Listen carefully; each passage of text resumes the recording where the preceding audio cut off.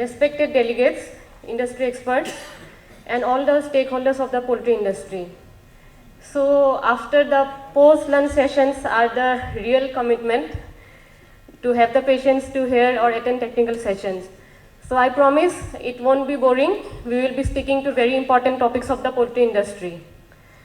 So as the topic suggests, why do we need to rethink the poultry vaccination strategy? Since we have long listed strategies, that is the blanket vaccination which we all are following. हमारे पास पहले से ही इतना बड़ा vaccination schedule है, फिर भी हम बोल रहे हैं कि दोबारा कि हमें दोबारा सोचना क्यों है, क्यों चेंजेस का ज़रूरी है. Coming to the background and rationally, अभी हमने प्रीवियस सेशंस में सुना है कि पोल्ट्री इंडस्ट्री का जो मेजर पिलर्स है vaccination, biosecurity end of course the important integrated approach of housing, nutrition and management. फिर भी हम दोबारा कह रहे हैं कि हमें वैक्सीनेशन को दोबारा क्यों सोचना पड़ रहा है, कि क्या चेंजेस की ज़रूरी है. इसकी इम्पोर्टेंस ये है कि हम वैक्सीन्स किसके अगेंस्ट करते हैं, आइदर बैक्टीरिया और either viruses, mostly for the virus diseases. और वायरसेस ऐसा एक माइक्रोब्स है जिसे हमें we can not see through our open eyes. So since it is an organism which we can not see through our open eyes, it is difficult to handle. And often we humans are having brain, but these viruses or pathogens don't have a traditional brain, but they are clever than humans. They have the capacity to mutate. They can adapt to hostile environments, and if required, they can change to adapt to harsh conditions, so resulting in mutation. Now coming to the poultry sector, due to the highest demand of protein-rich food, there is increasing expansion of the poultry sector. So with the increase in necessity in the demand, the farmers are also expanding the poultry farm in high density. तो जब farms बढ़ रहे हैं, definitely pathogens का भी आना ज़रूरी है. तो pathogens only, not pathogens that are being present in the environment, but these are emerging pathogens.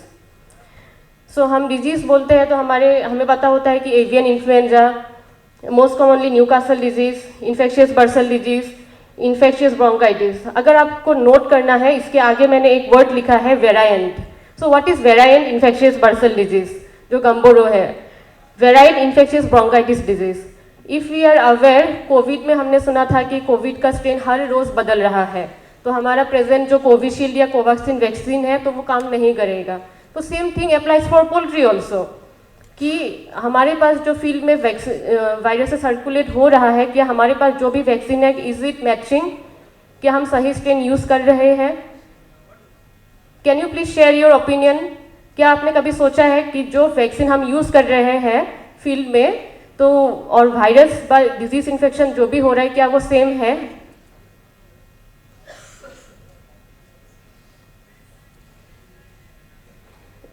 Please.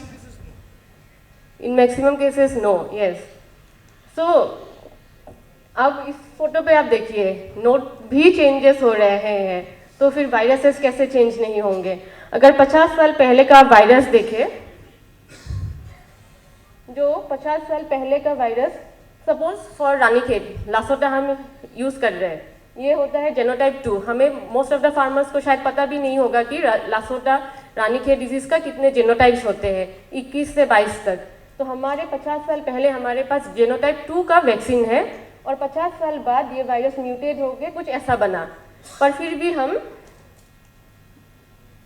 अगर ये फोटो आप ध्यान से देखिए, 50 साल पहले का जो वायरस से यूज़ करके हम वैक्सीन लगा रहे हैं, तो वैक्सीन करने से वैक्सीनेशन प्रोटेक्शन दे रहा है. लेकिन 50 साल बाद भी म्यूटेशन आ गया है, पर हम वही वायरस यूज़ करें वैक्सीन पे दौर पे, पर वैक्सीनेशन फेलियर एंड आउटब्रेक, पर हमने कभी ये ध्यान नहीं दिया है. So this is the point where we need to rethink the poultry vaccination strategy. यहाँ पे लाइक बेसिक और अप्लाइड रिसर्च. बेसिक है एक फाउंडेशन, कोई भी चीज़ की फाउंडेशन, और अप्लाइड रिसर्च होता है कि उस फाउंडेशन को हम कैसे real time, real world problem में सोल्यूशन निकालें. So this is some of the work I will be showing you, highlighting like what have we been doing and what we want to serve to you. Mostly targeting the industry experts, so and academia collaboration. अगर हम यहाँ पे देखें, जैसे हमने बताया है कि रानीखेत डिजीज जेनोटाइप 2 का ही अवेलेबल है वैक्सीन, लेकिन इंडिया में एज ए होल जेनोटाइप 2, 7 और 13 का जेनोटाइप का एनडीवी सर्कुलेट हो रहा है, जिसके वजह से genotype 2 is not giving sufficient protection. Recently I think Venky's and another one company, probably Alembic, they have developed one genotype match vaccine. तो जेनोटाइप मैच वैक्सीन का यही मतलब है कि जो हमारे फील्ड में वायरस सर्कुलेट हो रहा है और जिसकी वजह से डिजीज हो रहा है कि वो सेम है. तो इन आवर स्टडी मतलब दिस इज द सर्वे जिसमें हमने पता किया है कि all over north eastern region में जेनोटाइप 7, 13 और 2 का न्यूकासल डिजीज मतलब रानीखेत डिजीज का वायरस सर्कुलेट होता है. और ये भी इंटरेस्टिंग है, हम सोचते हैं कि ये वायरस सिर्फ chickens either layer birds either broiler birds में ही अफेक्टेड है, पर interestingly this is to know that Ranikhet disease virus more than 250 species of birds को इन्फेक्ट करते हैं. और हमने खुद हमारे लैब में 2017 से लेकर 25 तक इतने सारे वाइल्ड और डोमेस्टिक बर्ड से आइसोलेट किया हुआ है. And interestingly this has been submitted to the national repository. So I request the industry experts that you can definitely have a look on the type of isolate that we have created the NDV library, so that probably we can target them as vaccine candidates targeting the genotype matched vaccines as well as for thermostable vaccines, because this has been also utilized for detailing the thermostable profile. तो इसमें I would like to share कि हम biosecurity कहते जाते हैं कि biosecurity, but What have been we doing in terms of biosecurity? हम कहते हैं कि रानीखेत डिजीज का आउटब्रेक लगा है, वैक्सीनेशन फेलियर है, but how are we sure कि हाँ हमारे फार्म में वैक्सीन लगाने के बाद भी कैसे ये वायरस एंटर हो रहा है. This is a live study. This is from Kaziranga that is a national park in Assam, where just it is a survey study where we have notice that this is the feed sample papaya seeds. So this is a hornbill bird. It was consuming this feed. And miles apart, we have collected the feces of this bird, hornbill. Or this was not of the same day photograph, probably like 1 week to 2 weeks apart. When we have, and 1 week later, the bird tested positive for ranikhet. Then we have tested the feed sample, the fecal sample of the bird, and the sample that was collected a week later. Then it created a link that these birds just act as migratory carriers of viruses. तो इसका मतलब ये ज़रूरी है कि हम vaccine लगा रहे हैं लेकिन बायोसिक्योरिटी प्रॉपर नहीं है. इसका मतलब there is probability of transmission of virus from one species to another. तो यहाँ पे भी हमें ध्यान देना होगा कि हम अपने फार्म में बायोसिक्योरिटी प्रैक्टिसेस कैसे कर रहे हैं. Similarly this are also real case studies, and this is even one photograph from Assam only, where we have isolated Ranikhet disease virus from spotted doves and duck. Similarly here from dove and chicken, that is genotype 7, that is there is a possibility of spillover. इसका मतलब इसी species से दूसरे species तक ये spill होता है. Now interestingly another case report regarding infectious bronchitis. हमारे पास infectious bronchitis का हम वैक्सीन यूज करते हैं, लेकिन फील्ड में जो आउटब्रेक हो रहा है that is similar to an isolate duck coronavirus from China. तो यहाँ भी हमें सोचना पड़ेगा कि हम फील्ड में जो वैक्सीन यूज कर रहे हैं is it compatible with the dose causing infection in our farms. This is another important agent that has been newly reported, that is parrot borna virus. हालांकि हमें पोल्ट्री सेक्टर में fancy birds की तो हम press नहीं करते हैं, but this is one of the trading birds. ये भी फर्स्ट टाइम, वैसे बोर्ना वायरस अगर हम कहें तो ये सिर्फ शीप्स, ह्यूमंस और हॉर्स में बीमारी करती थी, पर ये very first time we have reported कि पैरट बोर्ना वायरसेस भी इंडिया में रिपोर्ट हुआ है. तो इसका मतलब the day is not far that this may even jump over to chicken. Since ये फैंसी बर्ड्स का है तो यहाँ पे ये bird trafficking, smuggling, illegal trade related issues के वजह से होता है. देन अभी रिसेंटली ब्रॉयलर इंडस्ट्री में हैवॉक मचा रखा है कि एक किडनी अफेक्टिंग वायरस जिसमें हेपाटोरेनल लीजन्स होता है, जिसके वजह से बहुत ज़्यादा मोर्टेलिटी. पहले है ये स्पोरेडिक था, पर अभी लगभग जुलाई से लेके स्पोरेडिक मोर्टेलिटी की वजह से बहुत ज़्यादा मोर्टेलिटी हुआ है. पर हमने सोचा है कि ये may be due to fowl adenovirus जो IBH कहते हैं इसी के वजह से इन्फेक्शन है शायद.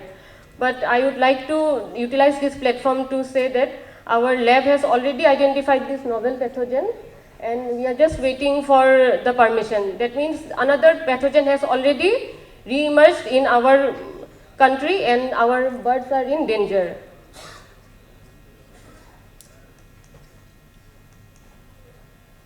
So, अब जैसे मैंने आपको इतना सारा ये डिटेल्स बताया है, तो यहाँ पे हमारा ज़रूरी है कि where we should act.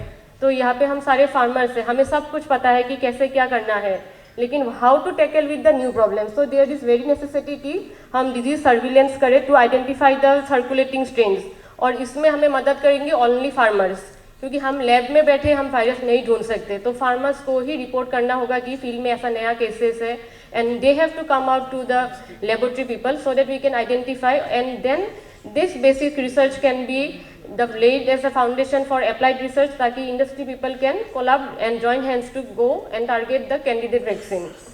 So tailor immunisation regimen कोई फिक्स नहीं होता है कि हमारे यहाँ पे हम यही लगाते आ रहे हैं कि रानीखेत के बाद ये हम यही लगाएंगे, but that is not the necessity. क्योंकि भारत में जब कोविड चल रहा था, in other parts of the country Nipah virus भी चल रहा था, पर हमने निपा का वैक्सीन नहीं लगाया, हमने लगाया COVID, because that is endemic in our region. हमारे रीजन में क्या बीमारी है तो वो हमें ढूंढना पड़ेगा, उसी के हिसाब से ही हम वैक्सीन लगाएंगे. Similar thing applies for poultry also, कि हम पूरा वैक्सीन की हुई लगाएंगे. तो वो क्वेश्चन किनको पूछना होगा, डेफिनेटली फार्मर्स. लेकिन अगर फार्मर्स को पता ही नहीं है कि क्या डिजीज चल रहा है, कि क्या बीमारी चल रहा है, तो हाउ विल दे रिपोर्ट.